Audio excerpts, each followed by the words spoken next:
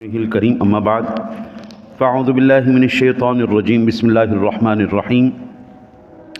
تراویح میں ہم نے 26ویں پارہ سننے کی سعادت حاصل کی ہے اور ہم نے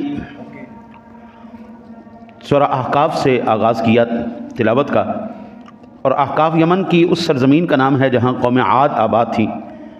سورت کی ابتدا میں قرآن کریم کی حقانیت، توحید کے دلائل اور مشرکین کی مذمت کی گئی۔ مشرکین کا دعویٰ یہ تھا، وہ کہتے تھے کہ اگر یہ ایمان لانا کوئی اچھی اور قابل فخر بات ہوتی تو یہ غریب اور نادار لوگ جن کے پاس پیٹ بھر کھانا کھانے کو بھی نہیں ہے، یہ ہم پر سبقت لے جاتے۔ اور پھر اس کے بعد جو اگلا مضمون اس کے اندر ڈسکس ہوا، وہ مضمون ڈسکس ہوا ہے جی والدین سے حسن سلوک کا۔ اللہ تعالیٰ نے والدین کے ساتھ حسن سلوک کی تاکید فرمائی ایک مرتبہ پھر، اور یہاں خاص طور پر ماں کا شکم میں رکھنا اور اسے اٹھائے پھرنا اور تکلیف سے پیدا کرنے کا ذکر کیا گیا۔ خاص طور پر جو اہم ترین بات رات کو ہم نے پڑھی اور سنی کہ 40 سال کی عمر میں پہنچے تو کیا دعا کرنی چاہیے۔ بندہ جب 40 سال کی عمر میں پہنچے تو کیا دعا کرنی چاہیے، کیا مانگنی چاہیے۔ ارشاد باری تعالیٰ قال رب اوزعنی ان اشکر نعمتک التی انعمت علی وعلی والدی وان اعمل صالحا ترضاہ واصلح لی فی ذریتی انی تبت الیک وانی من المسلمین۔ 40 سال کی عمر میں بندے کو یہ دعا کرنی چاہیے، اے میرے رب مجھے توفیق دے کہ میں تیری نعمت کا شکریہ ادا کروں جو تو نے مجھ پر اور میرے ماں باپ پر فرمائی ہے، اور میں وہ نیک کام کروں جس سے تو راضی ہو جائے، اور میرے لیے اور میری اولاد میں نیکی رکھ، میں نے تیری طرف رجوع کیا اور میں مسلمانوں میں سے ہوں۔ یہ 40 سال کی عمر میں دعا کرنی چاہیے۔ حضرت یہاں سے یہ بات معلوم چلتی ہے، پتہ چلتی ہے کہ والدین کو اپنی اولاد کے لیے لازمی دعا کرنی چاہیے، لازمی دعا کرنی چاہیے۔ ماں باپ کی دعا اولاد کے حق میں اللہ ضرور قبول فرماتا ہے۔ وہ جلد قبول فرما لے، تھوڑی دیر میں کر لے، لیکن اللہ تعالیٰ اولاد کے حق میں ماں باپ کی گئی دعا لازمی قبول فرماتا ہے۔ پھر اللہ وحدہ لا شریک نے بندوں پر اپنے انعام کا ذکر فرمایا کہ اپنے وفا شعار بندوں اور والدین کے ساتھ حسن سلوک کرنے والوں کے لیے بطور انعام فرمایا ہے، یہ وہ ہیں جن کی نیکیاں ہم قبول فرمائیں گے اور ان کی تقصیروں سے درگزر فرمائیں گے۔ جنت والوں میں سچا وعدہ جو انہیں دیا جاتا تھا۔ قوم عاد کی بربادی کا ذکر کیا گیا جی۔ یہ سیدنا ہود علیہ السلام کی قوم تھی۔ سیدنا ہود علیہ السلام نے انہیں توحید کی دعوت دی، شرک سے روکا، لیکن انہوں نے سیدنا ہود علیہ السلام کی دعوت کو رد کیا۔ سیدنا ہود علیہ السلام نے فرمایا اگر تم ایمان نہیں لاؤ گے تو تم پر ایک بڑے عذاب کا ڈر ہے۔ حضرت سیدنا ہود علیہ نبینا علیہ الصلوۃ والسلام نے ان جاہلوں اور نادانوں کی بات سنی تو فرمایا میری دانست میں تم انتہائی جاہل لوگ ہو۔ ہاں جی، آگے قوانین جنگ ارشاد فرمائے گئے، تو جب کافروں سے تمہارا سامنا ہو تو گردنیں مارنا ہے، یہاں تک کہ جب انہیں خوب قتل کر لو، مضبوط باندھ لو، پھر اس کے بعد چاہے احسان کر کے چھوڑ دو، چاہے فدیہ لے لو، یہاں تک کہ لڑائی اپنا بوجھ رکھ دے۔ بات یہ ہے، اور اللہ تعالی چاہتا تو آپ ہی ان سے بدلہ لیتا، مگر اس لیے کہ تم ایک دوسرے سے جانچے، اور جو اللہ کی راہ میں مارے گئے اللہ ہرگز ان کے عمل کو ضائع نہیں فرمائے گا۔ کتاب اللہ کو ناپسند کرنے کی وجہ سے رسوائی کا ذکر کیا گیا۔ کافروں کی رسوائی کی وجہ بیان کی گئی کہ وہ چونکہ اللہ تعالیٰ کی نازل کردہ کتاب کو ناپسند کرتے ہیں اس لیے رسوا ہوئے۔ یہ بات یاد رکھنے والی ہے۔ اس دنیا کے اندر حضرت جی بڑی واضح طور پر ایک بات کان کھول کے سن لے، جب بھی قومیں برباد ہوتی ہیں ہمیشہ اللہ اور اس کے رسول کے احکامات کا مذاق اڑایا جاتا ہے، پھر قومیں برباد ہوتی ہیں۔ یہ ممکن نہیں ہے کہ جو اللہ اور اس کے رسول نے احکام دیے ہوں اور قوم ان پر عمل کرے پھر ذلیل و رسوا ہو جائے، نہیں، ایسا نہیں ہو سکتا۔ جن قوموں نے اللہ اور اس کے رسول صلی اللہ علیہ وسلم کی تعلیمات پر عمل کیا ہے، اللہ نے ہمیشہ ان قوموں کو سرخرو رکھا ہے۔ پھر اللہ وحدہ لا شریک نے اہل جنت کا، اہل ایمان کا، جو جنت میں ضیافت کروائی جائے گی اس کا ذکر فرمایا۔ ارشاد فرمایا مثل الجنت التی وعد المتقون، جنت کا وعدہ پرہیزگاروں سے ہے۔ فیہا انہار من ماء غیر آسن، اس میں ایسی پانی کی نہریں ہیں جو کبھی نہ بگڑے۔ وَأَنْهَارٍ مِّن لَبَنٍ لَّمْ يَتَغَيَّرْ طَعْمُهُ، اور ایسے دودھ کی نہریں ہیں جس کا مزہ نہ بدلا۔ اچھا جی، وَأَنْهَارٌ مِّنْ خَمْرٍ لَذَّةٍ لِّلشَّارِبِينَ، اور ایسی شراب کی نہریں ہیں جس کے پینے میں لذت ہے، وَأَنْهَارٌ مِّنْ عَسَلٍ مُّصَفًّى، اور ایسے شہد کی نہریں ہیں جو صاف کیا گیا، وَلَهُمْ فِيهَا مِن كُلِّ الثَّمَرَاتِ وَمَغْفِرَةٌ مِّن رَّبِّهِمْ، اور ان کے لیے اس میں ہر قسم کے پھل ہیں اور اپنے رب کی مغفرت۔ پھر اللہ وحدہ لا شریک نے آگے غلبہ دین کے بارے میں ذکر فرمایا، اور بالخصوص جو اس سے آگے وحدہ لا شریک نے بڑا اہم ترین جو ہے وہ ذکر فرمایا، لِتُؤْمِنُوا بِاللَّهِ وَرَسُولِهِ وَتُعَزِّرُوهُ وَتُوَقِّرُوهُ وَتُسَبِّحُوهُ بُكْرَةً وَأَصِيلًا، لِتُؤْمِنُوا بِاللَّهِ وَرَسُولِهِ وَتُعَزِّرُوهُ وَتُوَقِّرُوهُ وَتُسَبِّحُوهُ بُكْرَةً وَأَصِيلًا، تاکہ اے لوگو تم اللہ اور اس کے رسول پر ایمان لاؤ، رسول کی تعظیم اور توقیر کرو، صبح و شام اللہ تعالیٰ کی پاکی بولو۔ سامعین ذوی الاحترام والاحتشام، اگر دنیا چاہتی ہے کہ وہ عزت پائے تو ان کو رسول کی عزت کرنی پڑے گی۔ اگر دنیا چاہتی ہے عزت پائے تو رسول اکرم صلی اللہ علیہ وسلم کے ساتھ محبت کا دعویٰ اور محبت کے ساتھ وہ یقین کامل کا اظہار کرنا پڑے گا، پھر دنیا کے اندر عزتیں ملیں گی، اللہ کی تصویر پھر ہی قبول ہوگی۔ اللہ وحدہ لا شریک کبھی بھی ایسے بندے کی عبادت کو قبول نہیں کرتا جس کے دل میں عزت رسول نہیں، توقیر رسول نہیں، عظمت رسول کوئی۔ اللہ کو کوئی ضرورت نہیں ہے، لے جاؤ اپنی ٹوٹیاں بجیاں پاتاں لے جاؤ۔ دیکھیں نا جی، کوئی بھی نماز، کوئی بھی عبادت ہے، ہم سب سے اہم ترین عبادت لے لیں، نماز ہے۔ نماز کیا اللہ نے پڑھ کے ہمیں بتائی ہے؟ نماز سراسر نام ہے ادائے مصطفیٰ کو ادا کرنے کا۔ نماز ادائے مصطفیٰ کریم صلی اللہ علیہ وسلم کو ادا کرنے کا نام۔ نماز کے اندر ہم کھڑے ہوتے ہیں تو کیا نظریہ ہوتا ہے، کیا عقیدہ ہوتا ہے؟ میں اس طرح کھڑا ہو رہا ہوں جس طرح رسول اکرم صلی اللہ علیہ وسلم کھڑے ہوئے، میں اس طرح رکوع کر رہا ہوں جس طرح نبی اکرم صلی اللہ علیہ وسلم نے کیا، میں اس طرح سجدہ کر رہا ہوں جس طرح جناب رسالت مآب صلی اللہ علیہ وسلم نے سجدے فرمائے، میں اس طرح سلام پھیر رہا ہوں جس طرح تاجدار کائنات صلی اللہ علیہ وسلم نے سلام پھیر۔ یہ تمام کی تمام چیزیں بعض لوگوں کی تعلیم کو پڑھ کے بڑا تعجب ہوتا ہے، وہ کہتے ہیں کہ نماز کے اندر اگر رسول اللہ صلی اللہ علیہ وسلم کا خیال آ جائے تو یہ خیال اتنا برا ہے کہ گدھے گھوڑے کے خیال سے بھی برا ہے۔ کتنی غلط بات کی انہوں نے، افسوس نہیں، افسوس ہوتا ہے ان لوگوں کی تعلیم پر۔ وہ بندہ خدا میرے جیسا ایک طالب علم آدمی اس وقت تک نماز ادا ہی نہیں کر سکتا جب تک رسول اکرم صلی اللہ علیہ وسلم کا خیال نہ آ جائے، اور ہر رکن پر حضور کا خیال آتا ہے۔ ہم یہاں تک جو ہاتھ اٹھاتے ہیں، کیوں اٹھاتے ہیں؟ کیونکہ میرے آقا نبی اکرم صلی اللہ علیہ وسلم نے اس طرح ہاتھ اٹھائے کہ آپ کے یہ انگوٹھے مبارک کانوں کے لو کے برابر تھے اور آپ کی یہ انگلیاں مبارک آپ کے سر انور کے برابر تھے۔ ہم اس لیے ہاتھ اٹھاتے ہیں۔ ہم یہاں پہ ہاتھ کیوں باندھتے؟ میرے آقا نبی اکرم صلی اللہ علیہ وسلم اعلیٰ کفن، اپنی ہاتھ کی ہتھیلی کے اوپر ہتھیلی رکھی، رسخ کے اوپر، گٹے کے اوپر، اور یہ جو آپ کی جو ہے کلائی شریف، اس کے اوپر آپ نے اس طرح ہاتھ رکھا۔ پھر آپ نے اعلیٰ تحت سرہ، آپ نے اپنی ناف کے نیچے ہاتھ باندھا۔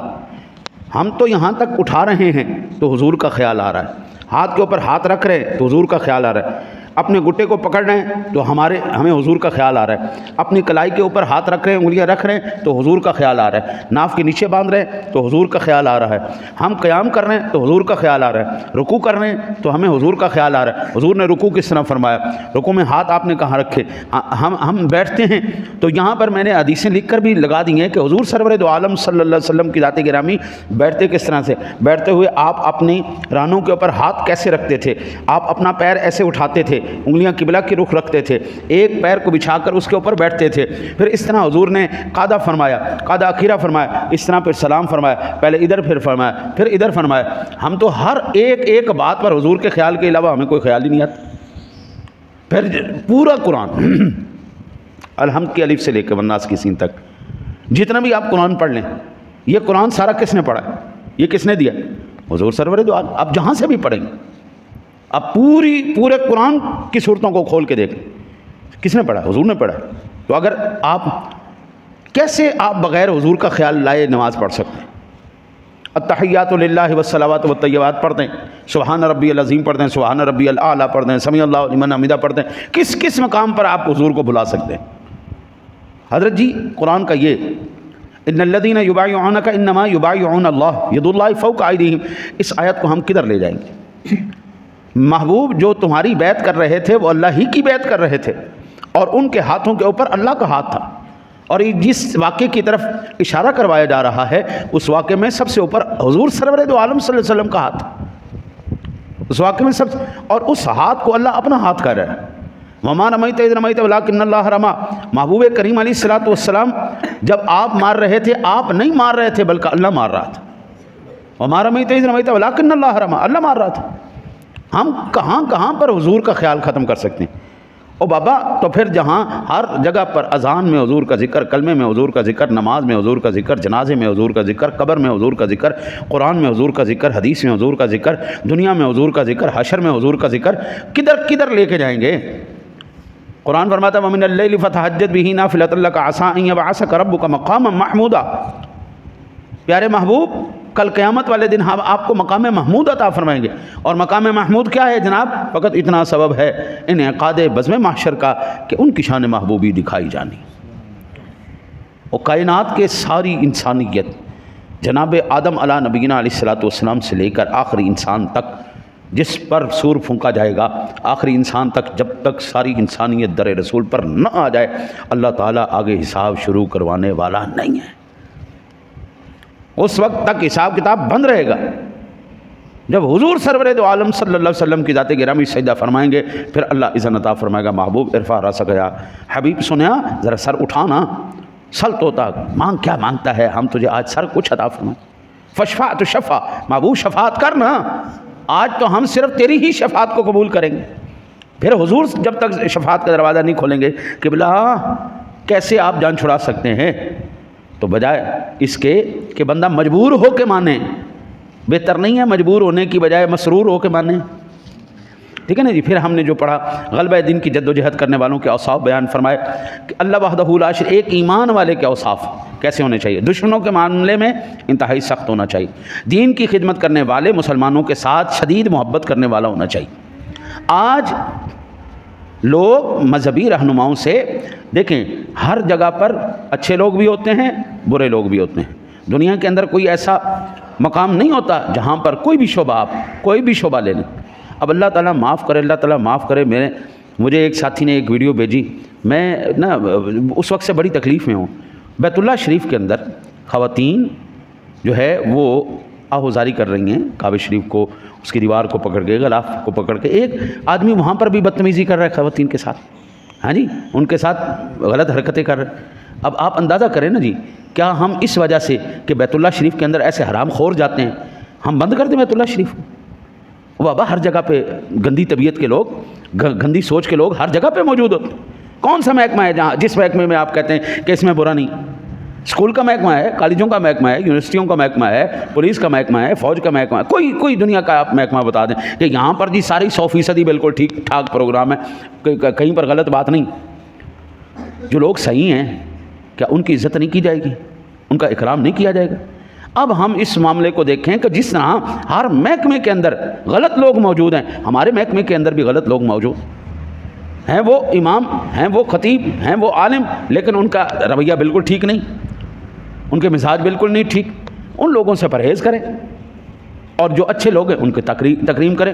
ان چند گندی مچھلیوں کی وجہ سے بالکل کلیاً تن سب کا انکار کر دینا، یہ بالکل غلط ہے۔ جہاں پر خرابی ہو، خرابی کو ختم کیا جائے گا۔ اب جو یہ واقعہ ہوا بیت اللہ شریف کے اندر، جو گندا آدمی وہاں پر موجود ہے، پھر پولیس نے اس کو پکڑا، لوگوں نے جب شکایت کی تو پولیس نے اس کو پکڑ لیا۔ اب کیا اس گندے آدمی کی وجہ سے بیت اللہ کو بند کر دینا چاہیے؟ اس گندے آدمی کو باہر پھینکنا چاہیے۔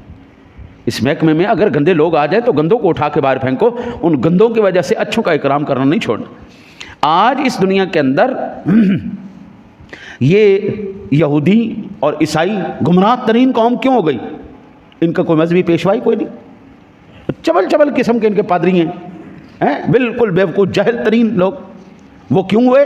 جب نسلی لوگوں کے ساتھ اچھا رویہ نہیں اختیار کیا گیا، اچھے لوگوں نے چھوڑ دیا، گندے لوگوں نے اس کی جگہ لے لی۔ علماء چلے گئے، جہلاء نے ان کی۔ اب وہاں پر ان کے جو ڈرامہ کیا جاتا ہے چرچوں کے اندر، کہ ایک پادری بیٹھ جاتا ہے، دوسرا کہنا جی لے بھائی اینی تینوں پلنٹی پئی، تیرے سارے گناہ معاف۔ ہاں جی، وہ جاہل آ گئے، غلط فتویٰ دے رہے ہیں، خود بھی گمراہ ہو رہے ہیں، اور اگر وہ گمراہ کر رہے ہیں ان کے آج آپ مذہبی مقامات عبادت خانوں کو دیکھ لیں، وہاں پر کیا ہے؟ کچھ بھی نہیں، برباد ہو گئے، تباہ ہو گئے۔ اگر یہاں پر اس محکمے کے ساتھ بھی اسی طرح کیا گیا، پھر یہ یاد رکھیے یہ محکمہ بھی بچنے والا نہیں۔ پھر اللہ وحدہ لا شریک نے مسلمانوں کو جو ہدایت فرمائی کہ سجدوں کی کثرت کے سبب اللہ تعالیٰ ان کے چہرے نور سے منور کر دے گا، اور اللہ تعالیٰ نے ان کے کردار کی یہ مثالیں تورات اور انجیل میں بھی بیان کی ہیں۔ جو بھی نماز پڑھتے ہیں، نماز پڑھنے والوں کی تعریف قرآن میں بھی موجود ہے، تورات میں بھی ہے، انجیل میں بھی ہے۔ مہینہ رمضان کا ہو، مسجدیں بھری نہ ہوں، بڑے تعجب کی بات، ویسے تعجب تو ہر پورا سال ہی ہے، کسی بھی مہینے میں نماز چھوڑنا یہ کوئی انسانیت والی بات نہیں ہے، لیکن خاص طور پر ان ایام میں نماز سے سستی کر جانا یہ بہت بڑی جرت کی بات ہے، بڑی جرت کی بات ہے جی۔ اللہ تعالیٰ ان کے کردار کی یہ مثالیں تورات، انجیل اور تمام چیزوں کے اندر بیان فرما رہا ہے۔ اللہ تعالیٰ نے انہیں انعامات فرمائے۔ پھر اللہ وحدہ لا شریک نے آداب کا خیال رکھنے کے لیے حکم فرمایا۔ یہ قربان جائیں یار، حضور کی کیا ذات ہے، ہاں جی، آپ جناب کی بارگاہ میں کس طرح حاضر ہونا ہے، یہ آداب بھی قرآن نے ہمیں سکھائے۔ ہم آج عزت کرتے ہیں، آج ہم اکرام کرتے ہیں، تو ہمیں یہ آداب قرآن نے سکھائے۔ مثلا ارشاد باری تعالیٰ ہے ان الذین یغضون اصواتهم عند رسول اللہ اولئک الذین امتحن اللہ قلوبهم للتقوی لهم مغفرۃ واجر عظیم۔ بے شک وہ جو اپنی آوازیں پست کرتے ہیں رسول اللہ صلی اللہ علیہ وسلم کے پاس، وہ ہیں جن کا دل اللہ تعالیٰ نے پرہیزگاری کے لیے پرکھ لیا ہے، اور ان کے لیے بخشش اور بڑا ثواب ہے۔ اللہ اکبر۔